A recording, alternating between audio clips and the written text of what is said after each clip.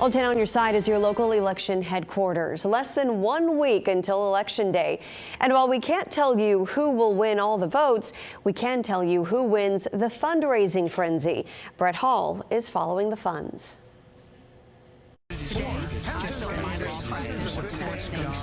The ads have been relentless, with 5 House of Delegate races joining all 3 statewide campaigns, fighting for time on your TV.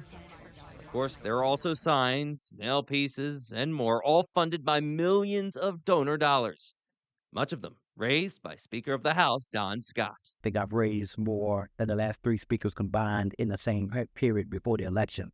And I think that's because people have bought into the vision. Well, Scott himself is unopposed. According to the Virginia Public Access Project, he has raised more than $5 million, with almost all of it going towards candidates in battleground districts.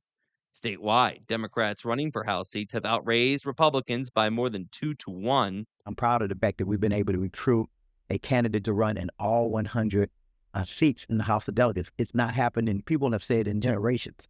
We were able to get a Democrat to run and stand up to put their name on the ballot to give people an option. Political analyst Dr. Jesse Richmond says both the cash and candidates can be a sign of who has the momentum. So it means that there is someone in every district pushing the Democratic message, even if they're not going to win in that district. Republicans have no candidates in 17 districts. And while a spokesperson for the House caucus wouldn't address why that is today, Richmond says donors typically don't blindly give. People don't necessarily want to put money into a race where they think it's not going to make a difference. But there is a difference in the Democrat dominance when it comes to the race for Attorney General. Incumbent Jason Miyares has outraised former Delegate Jay Jones by more than $9 million. Much of that money coming Miyares' way after text messages Jones sent in 2022 referencing harm to former House Speaker Todd Gilbert became public in early October. Republican money accelerated because of that. On the other hand, Democratic donors got cold feet.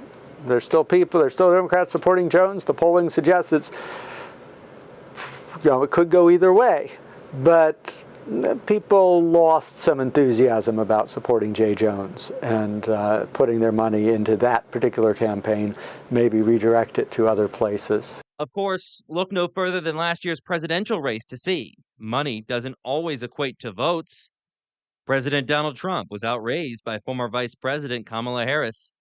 Speaker Scott says what's important? Go vote. That was Brett Hall reporting. Of course, Democrats also have now received a late infusion of cash from a group pushing redistricting, so the money is still flowing in. See more right now on wavy.com. Search your local election headquarters.